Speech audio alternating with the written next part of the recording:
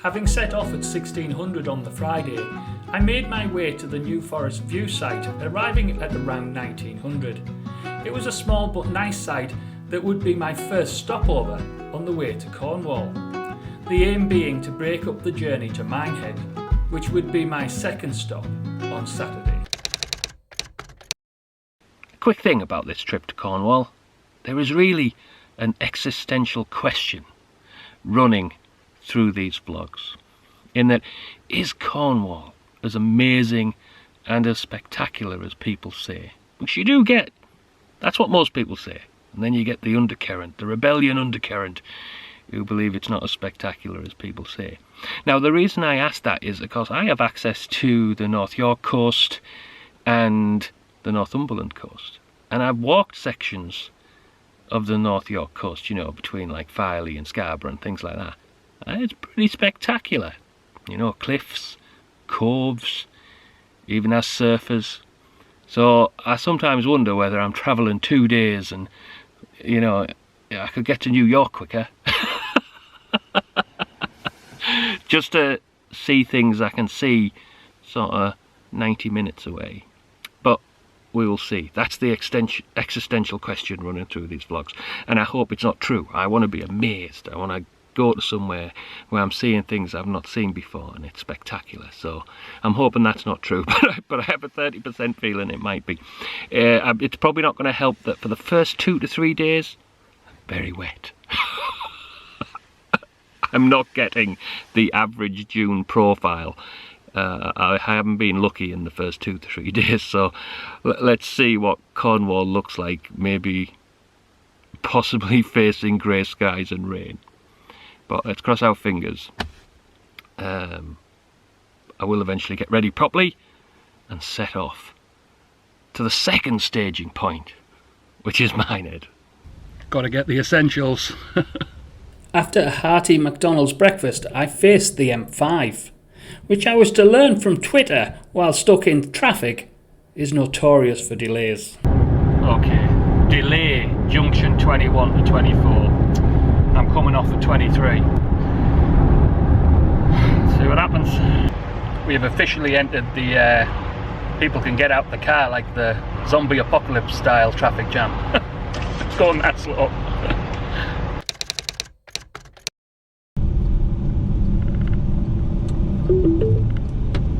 Your destination is on the left.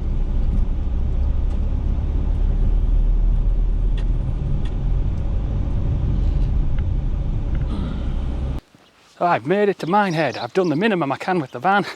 Now I'm trying to make it down to the beach. As to why I'm in a bit of a rush, it took me 2 hours longer to get to Minehead than it should have done. It's supposed to be 3 hours, it took 5. Anyway, we are here. I'm now trying to follow the campsite's instructions down to the promenade. If that fails, I'll resort to the Google. The aim is just to investigate what's there. I have it on good authority this takes 15 minutes. I have it on reviews of the caravan and motorhome club site that it takes half an hour. I guess there's an able-bodied factor written into this.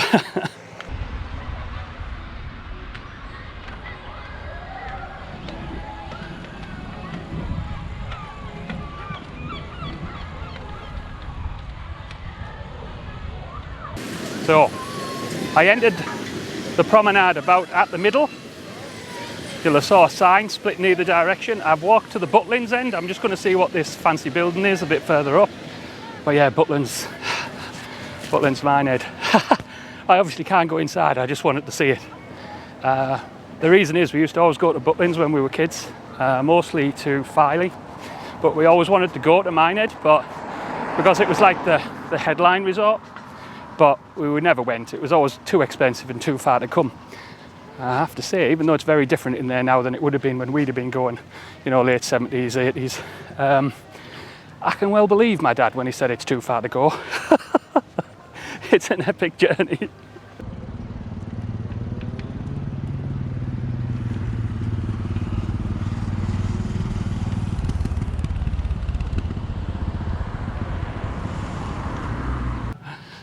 So that building there apparently Butlins accommodation. No idea what it's like inside, and I have no idea if that slightly scruffy look is on purpose or they've just let it fade. But yeah, that's different from what you used to get in the 70s and 80s, put it that way. If I was completely honest, I'd really like to go into that Butlins, but there's no way that's going to happen. Obviously I'm not a paying guest and don't have enough YouTube clout to blag my way in. But that would be really cool. I just like it in some small way that I made it to Minehead Butlins, even if it was just to stare at a completely different place from the outside. So as you can see, the weather's changed a bit. I'm just sorting the van out into movement mode. So it's Sunday. Monday are going to be a bit weird. Plans may go awry. Because I seem to have come to the only place that has had a yellow weather warning placed all over it. Literally, boom, whole of Cornwall. Okay, complete and utter diversion. My sat-nav took me the wrong way. It was going to take me through a B road, but I didn't like it. But it did mean I went through Dunster, and when I was driving through it I thought, oh, I wish I knew this was right next to Minehead. So I had to turn around anyway, saw the Dunster car park, and I've stopped. Hopefully this won't mean I encounter terrible rain later, where it looked amazing.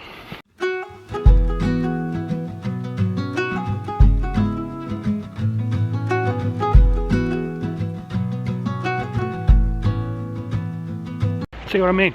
Absolutely gorgeous. It even has a castle at either end, which is amazing.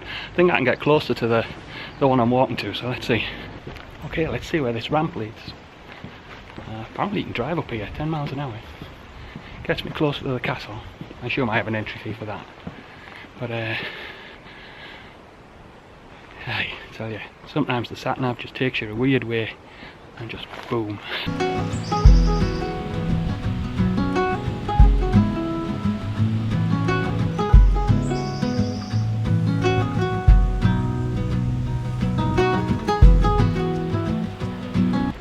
Obviously it's a pre-book scenario. I've only got 2 hours for the car park anyway, but yeah, just goes to show when you come somewhere you always find more stuff to do than you can find on the internet and stuff, but I love the surprise encounters. Okay, let's see if I can see this church, which is apparently down here. Then I might see if I can get something probably overly priced to eat as breakfast. We'll see if I fail at that. But sorry, I know I keep going on, but this is just a little wondrous surprise stop. All I was going to do was make a mad dash to the next campsite before the rain kicked in, but well, I tell you something, if the weather stayed like this, I'm fine with it. It could even rain a bit more and I'd be fine with it. It's when it downpours. Cross fingers.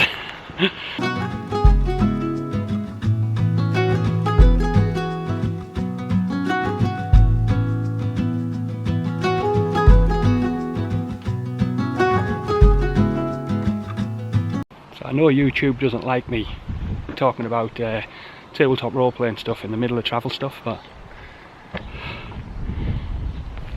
is that inspiration for some medieval TTRPG scene or what? That is absolutely gorgeous.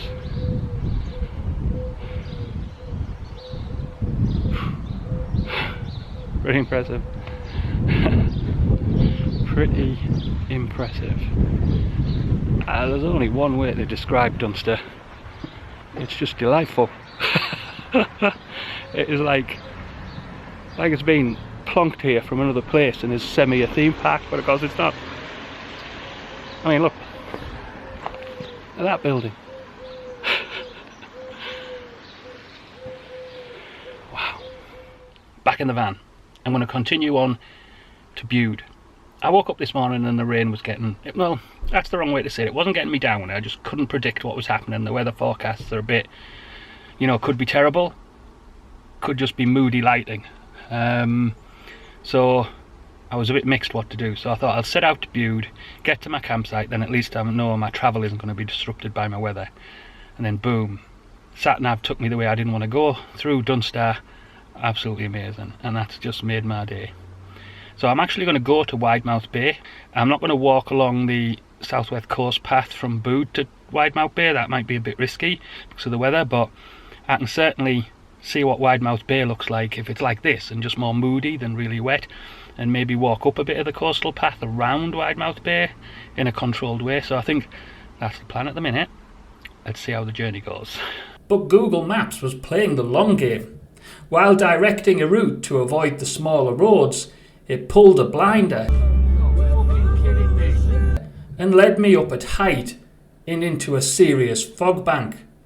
Thus began my journey with, at times, only about 5 meters of visibility. I tell you something, there is an orifice on my body that is going and it ain't my mouth. Jesus Christ. Rain, they said. Wet weather warning, they said. No one mentioned bloody fog. I must admit, I must have checked out. I should have checked out the A39 more. I knew it was a 2-lane country road, you know, like something through the Peak District, but I didn't realise it went up a height. 25 degrees, second gear all the way up, and then that fog. Anyway, onward. I made it. I tell you, that A39, it's not so bad once you get to a certain point, but I didn't really realise it probably went over Exmoor or something. That was hairy. Okay, you knew this was coming. I set off on Friday at 4 o'clock.